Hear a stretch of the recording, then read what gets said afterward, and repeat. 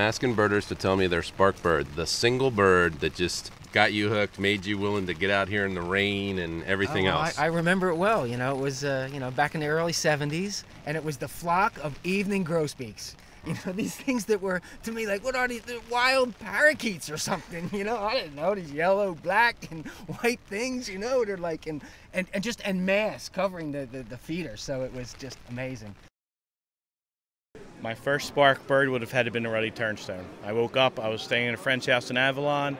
I was looking at the sunrise, and I go out, see a guy with all kinds of cameras. I walk down. What are you doing? I'm counting birds. Okay, there's a seagull. No, it's not a seagull. And he starts explaining, and then he pointed out a ruddy turnstone to me right on the jetty in front of me. And I was like, wow, look at that. It looks like a calico cat. And that's what started it. Huh. But then that same day I went to the hawk watch, and Cooper's hawk, Sharpshin hawk, kestrels coming by. I was hooked. One of my fondest memories, and probably was the moment, was going to look for bald eagles on the Delaware Water Gap with my parents one Saturday. And just be in the back seat birder, say, could you slow down? I think I see one. And then, making them slow down. And then I was right. So for one thing, it turned out that I was sort of good at it. Like, I could actually see these things, and I could find them and all. But it was really cool because you'd peek through the trees, and they were right at eye level. And they were magnificent. So that became a ritual to go and look at the bald eagles on the Delaware Water Gap.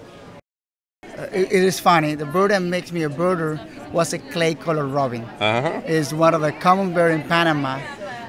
But what happened, I got a big curiosity for the eggs. I climbed the tree and I found this turquoise egg. And I said, wow, what a cool color, the turquoise. I always seen like white eggs. And so I waited. I came down the tree and waited until the bird came to the nest. When the bird came to the nest, I started looking at the brown bird going into that, that turquoise nest. So I started monitoring until the chick and the hatch, and she started feeding it warm. I started going and getting some warm and feeding the bird. So I started really getting into finding bird nests. That's what got me into. The bird that turned me into a birder was actually a bunch of birds. They were all small yellow birds. But my wife and I were out hiking one day. It was spring, and a bright yellow bird flew across the path. And we said, oh, that's nice. And then we walked a little further, and another small yellow bird, which was different from the first, walked by. The third time that happened, we looked at each other. We said, this is ridiculous. It's about time we figured out what we're seeing. We picked up a field guide, got started from that, and destroyed our hiking career. I'm pretty sure that it was a yellow warbler, an American goldfinch, maybe a common yellowthroat. Wasn't even fully yellow. But, in the excitement, it was, common birds. Back in 1965, I can't remember the month exactly, I was 8 years old, and we were on a trip from Morocco to New York on a boat, crossing the Atlantic, going via the Canary Islands. And the family was certainly interested in birds and everything at that time. And one of the most incredible things was being able to sit on out there and watch on out of the ocean and pick on out an albatross.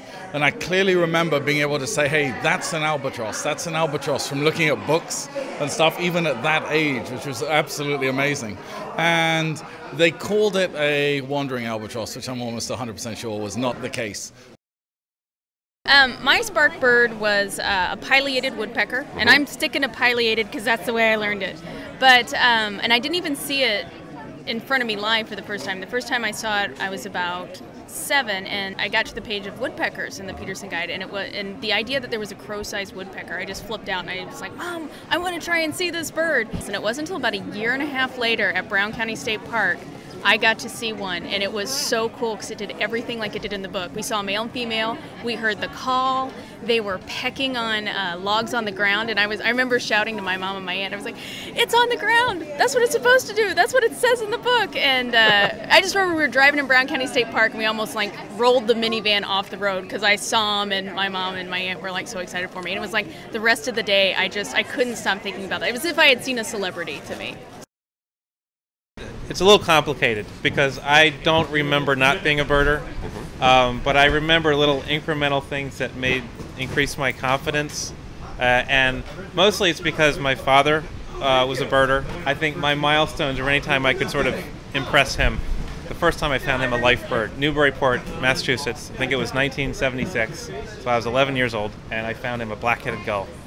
We were looking through this flock of Bonaparte's gulls, and I found the one with the red legs. It was a little bigger, and it's like, isn't this a black-headed gull? And so that was an exciting moment.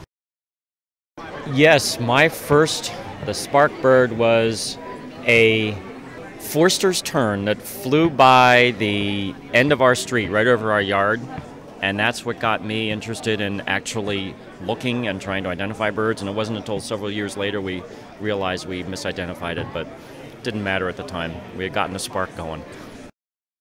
The first time I was really impressed was we were out in the city park, and an osprey came down and hit the pond and took away a fish. And that was really, I think I said, wow, this might be a lot of fun after all, even though getting up that early was not my idea of the way I wanted to spend my life. And here you are, how many years later, on the platform in the rain? I'm not allowed to swear, am I? Thanks.